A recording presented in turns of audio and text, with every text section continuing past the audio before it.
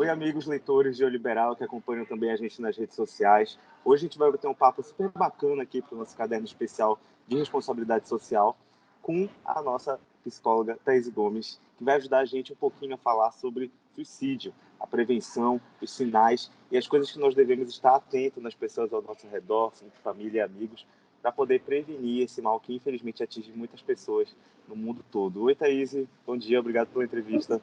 Eu que agradeço pelo convite.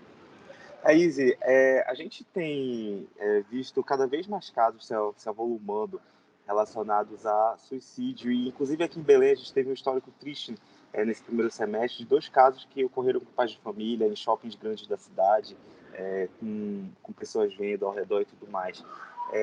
Tu acreditas que existe algum fator que motiva esse número grande de suicídios na sociedade atual que a gente viva? E se sim, qual que seria ele? Existe um fator muito grande que se chama pandemia. Foi algo que influenciou muito a saúde mental das pessoas, incluindo essas taxas altíssimas aí de suicídio, né? Então, eu tenho uma geração, eu tenho uma população que está lidando agora com o que a gente chamava antes, né, de quarta e mais longa e última onda da pandemia, que são os efeitos mentais gerados por um período que a gente passou em casa, gerados por uma pandemia, né? Então, foi algo global, assim, esse medo da morte, vendo no jornal todos os dias um número crescente de gente morrendo, perdendo familiares, perdendo amigos, pessoas que a gente não estava imaginando que ia perder nesse período, o que infelizmente aconteceu. Eu acredito que esse seja o fator principal e talvez o fator que defina assim, essa taxa alta atualmente. Entendi. Interessante tu chamares de quarta onda da pandemia essa questão da saúde mental, porque existem várias coisas que, do ponto de vista socioeconômico, são faladas em relação aos impactos da pandemia, né? A gente vê os números da fome, de desempregados, de endividados, mas esse assunto da saúde mental parece que ficou para depois. Como é que tu avalias a procura de pessoas por esse tipo de serviço, por esse tipo de conversa com psicólogos? E além do aumento ou não da procura, que temas que tu tens escutado de maneira mais recorrente, ou que teus amigos de profissão têm escutado de maneira mais recorrente? Sim, as pessoas têm procurado cada vez mais psicoterapia, que é um alívio e algo muito bom. Inclusive, isso faz até a gente pensar na questão de saúde mental do ponto de vista de saúde pública também, né? Porque, infelizmente, a psicoterapia ela é algo destinado a um público específico, uma vez que ter uma consulta uma vez por semana por um valor acaba custando muito caro no final do mês. Então, a gente percebe o quanto a gente precisa de mais políticas públicas no que diz respeito à saúde mental também. Tem uma população que não tem condições de pagar isso no final do mês e que precisa de ajuda e que precisa de terapia também e que procura essa terapia. Eu também percebo que de uns tempos para cá, né, a gente teve um crescente de procura muito porque tem se falado muito, então eu tenho visto muito em novela, tenho visto muito em programas, é um assunto que está entrando cada vez mais em alta, então as pessoas têm procurado bastante. E eu não consigo te dar um tema específico da terapia, do que as pessoas procuram nesse período agora, porque é muito diverso. Eu posso te falar que as pessoas sempre procuram falando assim, sabe como é, né? A pandemia, ficou todo mundo meio... Ninguém está muito bem, então eu queria conversar um pouquinho. Será que tem um horário? Você está atendendo? Olha, eu tenho... A prima de uma amiga minha não ficou muito bem, sabe como é a pandemia, né? Então as pessoas, elas procuram sempre dessa forma. E aí, quando a gente vai para a terapia, são sempre questões assim, durante a pandemia me movimentou e eu percebi isso, e aí a gente entra em algo totalmente pessoal.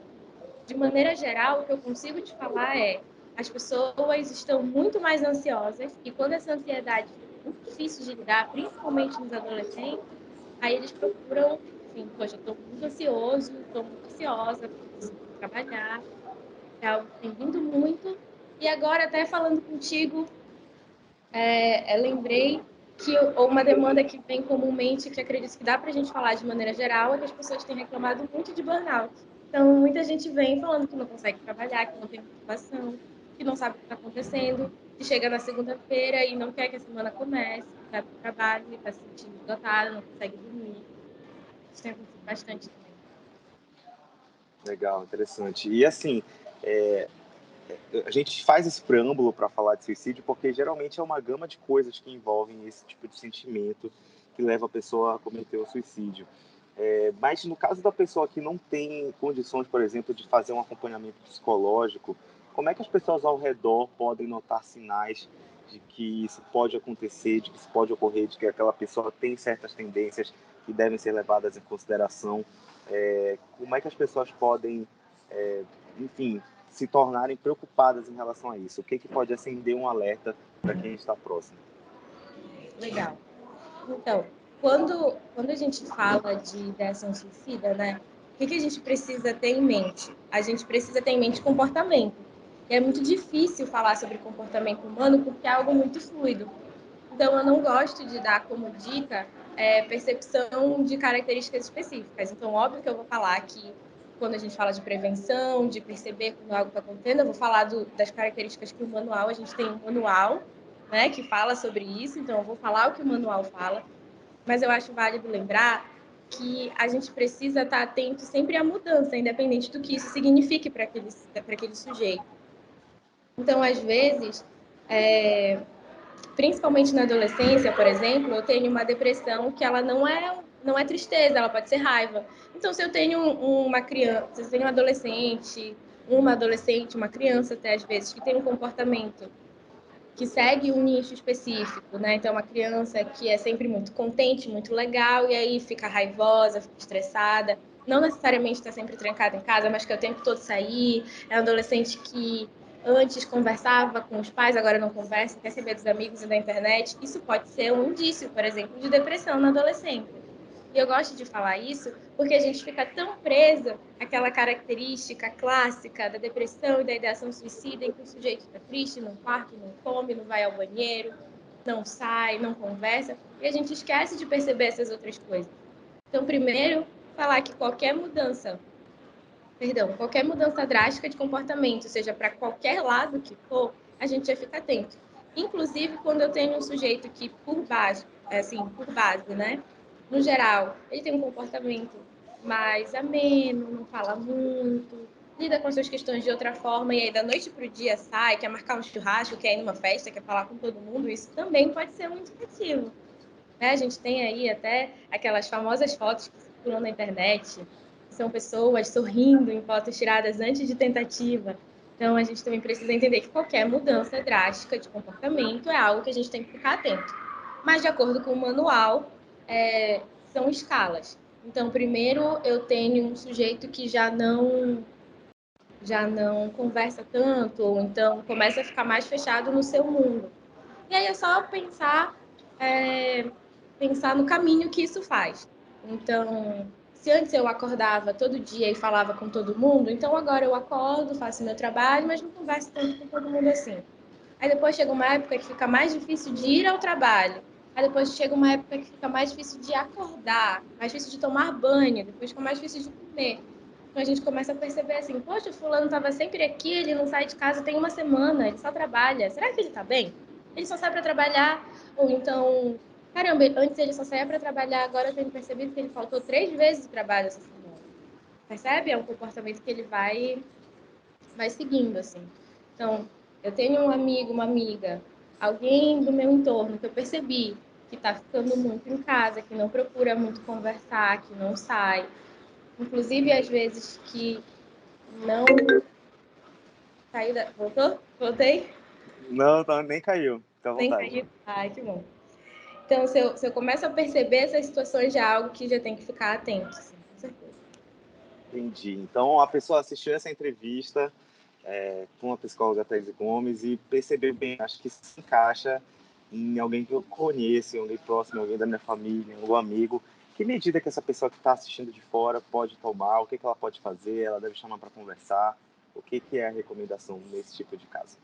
Então, primeiro, deixando bem claro, não chama para conversar, para ouvir o sofrimento daquela pessoa, deixa que a gente faz isso, porque é um sofrimento tão intenso, é algo que precisa de uma escuta, de uma ajuda profissional. E aí, às vezes, você sabe aquela história do avião, em que você primeiro coloca o oxigênio em si, depois no outro, então tu primeiro te mantém salvo, depois tu ajuda o outro, sabe? Às vezes você vai tão na gana de ajudar outra pessoa e quando tu percebe, vocês dois acabam se embolando em algo. Então, direciona essa pessoa para um lugar que ela possa ser ouvida. A gente tem os serviços públicos, né? Grande parte das faculdades que têm psicologia oferecem serviços de terapia gratuito, ou então por um valor simbólico. Você pode procurar ajuda profissional também, da maneira que for mais conveniente. Então, se puderes encontrar alguém que aceite, faça particular, que possa pagar, você pode fazer isso, ou pode procurar também o CAPS. A gente tem, apesar de não ser tão ampla, a gente tem uma rede de atenção psicossocial. Você pode procurar o CAPS, ou então algum hospital de referência também funciona, até porque a gente tem psicólogos atendendo nesses hospitais. No Hospital das Clínicas, por exemplo, você vai lá, conversa um pouquinho, pega umas orientações, onde levar, qual CAPS deve ir, qual clínica procurar. Leva sempre para uma ajuda profissional. Aí, assim, Legal. que você quer falar com a pessoa, chega e fala assim, olha, percebi que você não está bem, quero te oferecer ajuda, vamos atrás de uma ajuda profissional? Pronto, você só precisa falar isso, não precisa falar o que está acontecendo, mas qual é o problema, me conta, não precisa entrar nesse lugar, deixa que a gente entra. Entendi. É interessante essa dica, mas eu vou insistir um pouquinho nisso, porque não é toda pessoa que ouve de maneira aberta esse tipo de recomendação. Você nota alguém tá uma semana, por exemplo, no estado que tu mencionaste, e nem sempre a pessoa com quem a gente vai falar aceita de coração aberto essa dica, né? E às vezes a gente recusa ou acha que não tem nada a ver com a gente de maneira assim automática, quase. Nesses casos, imagino que sejam muitos, existe alguma outra procedência para a pessoa que não está a fim de procurar ajuda, que acha que está tudo bem? Como causar prevenção a esse mal que tem se alastrado tanto pelo suicídio, no caso das pessoas que são muito fechadas e não são muito de ouvir esse conselho? Então, qualquer intervenção compulsória a gente só faz se a pessoa estiver apresentando perigo iminente à sua própria vida ou à do outro. Isso significa que eu só posso chamar, por exemplo, um hospital, ou então ligar para o SAMU se aquela pessoa tiver atentado contra a própria vida ou contra a de outra pessoa nas últimas 24 horas, se eu não me engano. Mas caso essa pessoa não tenha chegado nesse estágio, caso tu estejas percebendo que essa pessoa está quase lá, mas ela não está procurando ajuda, é difícil ligar para alguém, para ir buscar e tudo mais, você faz o básico. Tira essa pessoa de um ambiente que ela possa se jogar, então deixa todas as janelas fechadas, tranca todas as portas da casa, tira todas as facas, todas as lâminas, qualquer objeto cortante, deixa sempre alguém do lado dessa pessoa. Então, eu percebi que eu tenho um amigo, um primo, um vizinho, qualquer pessoa que seja que está passando por essa situação, tenta fazer um rodíziozinho para essa pessoa não ficar sozinha, tira remédio de perto. A gente costuma também pedir para que as gavetas que têm objetos cortantes, né? Então as gavetas de talher, por exemplo, que tem faca, que fique sempre travada, que fique fechadinha. Passa como se fosse um pente fino em tudo mesmo, leva qualquer coisa que possa ser utilizada como um objeto cortante, tira essa pessoa, ela mora num lugar que é alto, mora num prédio, mora numa casa de 2 andares, deixa a janela sempre fechada, a janela não fica aberta, a janela, se for ficar aberta, tem que ficar alguém o tempo todo lá vendo, então a gente precisa agir quase que como se estivesse cuidando de uma criança mesmo, tá? Tira todas as oportunidades daquilo acontecer até aquela pessoa tá disposta ou apta a uma intervenção que não precise ser compulsória. Em outros casos, caso a pessoa esteja ameaçando, né? Então, existem pessoas que falam: não, eu não preciso de ajuda, eu vou me matar, esse é o único jeito, eu já planejei tudo, eu já fiz tudo. Aí se chama o SAMU, chama um órgão que possa buscá-lo para uma internação. É necessário.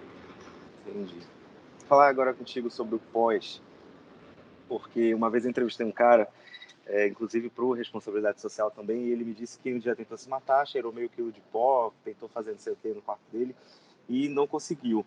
E a família disse que, ele relata que a família dele falou que o pós foi ainda mais difícil para a família dele. Porque sempre naquele medo, sempre naquela preocupação do que ele vai fazer, se ele estava bem mesmo. Houve uma tentativa de suicídio de uma pessoa que estava passando por um problema, uma situação difícil. Como é que deve ser o pós, depois dessa tentativa? Qual é o que é feito pela família? Que tipo de ambiente essa pessoa deve estar? Como é a vida pós tentativa de suicídio? de uma pessoa que passou por essa situação? Então, é interessante essa pergunta, porque eu costumo falar que esse é o assunto que eu acho mais complexo de conversar e de notificar, não pelo paciente em si, mas pela família dessa pessoa. Porque para a família é um baque muito grande saber que existe alguém, para a família e para os amigos também, né? Que existe alguém que estava próximo de ti, passando por algo que tu nem imaginaste que aquela pessoa estava passando, que é tão grave quanto atentar contra a própria vida, né? Então, primeira coisa, assim, todo mundo precisa estar acompanhado. E aí, por mais que só o paciente esteja fazendo terapia ou vinculado a alguma rede de atenção psicossocial, a família precisa estar muito ciente de que ela pode contar com esses profissionais para a orientação da família também. Até porque, muitas vezes, eu preciso de uma família que tenha abertura pelo menos para desabafar, para falar, está sendo difícil, não é fácil, eu fiquei muito triste, eu tive muito medo, tem que pôr isso tudo para fora. Senão a gente começa a somatizar nas atitudes da vida cotidiana e aí não dá para seguir em frente do fato que aconteceu, fica todo mundo sempre preso naquele mesmo fato. Mas é uma casa que tem que estar sem nenhum objeto importante, que tem que estar com tudo muito bonitinho, janelas sempre fechadas, grade, tela, tudo isso a gente pede para ter na casa, né? É uma pessoa que tem que estar o tempo todo em cuidado, sim. Então a gente tem um período de 24 a 48 horas em que aquela pessoa pode atentar outra vez. Então, quem tenta uma vez pode fazer uma segunda, e normalmente é num período curto de tempo. Então, é um período que você vai ficar em alerta, você vai passar uns 2 dias em alerta, né? E assim, é realmente isso mesmo. Ah, pode fazer alguma coisa, eu tô sempre preocupado. Você vai ficar preocupado até isso ir sumindo com o tempo, porque aquela pessoa pode fazer isso de novo. Mas eu acho que a dica principal que eu posso deixar, que eu posso falar, assim, para uma vida após uma tentativa, é que qualquer espaço tem que ser espaço de acolhimento, tem que ser espaço de fala, tem que ser espaço de dizer, aqui tu pode falar que tá muito ruim, que tu não tá te sentindo bem, e a gente vai dar um jeito. Você pode confiar na gente, tem que ser espaço de acolhimento, senão a gente não sai. Legal, muito bacana essa conversa, Thaís. Muito obrigado pela ajuda, pelas informações. Tem alguma coisa que eu não perguntei que tu acha importante destacar antes da gente encerrar? Acho que eu acredito, na verdade, que seja importante a gente destacar e falar. Mais uma vez, não canso de dizer, e acho que a gente também tem que falar o máximo possível, que tentativa de suicídio não é chamar atenção, não é brincadeira, não é besteira, é uma coisa séria, é uma pessoa que está em sofrimento, todo sofrimento é válido. Eu já escutei muita gente, poxa, mas tentou isso por isso, mas tentou contra a vida por causa desse motivo, mas isso era besteira. Então, acho importante a gente deixar sempre claro que não é besteira, é sempre válido, não é para chamar atenção. Talvez essa pessoa precise de atenção, na verdade, mas a gente não precisa tratar isso de uma maneira pejorativa. Acredito que seja válido. Legal, excelente, excelente essa lembrança, muito importante mesmo. Thaís, muito obrigado pela ajuda e pela entrevista. Tenho certeza que nossos leitores vão ficar muito bem informados e refletir sobre o assunto. Valeu. Eu que agradeço pelo convite. Muito obrigada. E você que nos acompanhou aqui, não esquece de seguir a gente lá em Eu Liberal, acompanhando nosso jornal impresso, acessar o liberal.com. Até a próxima, tchau.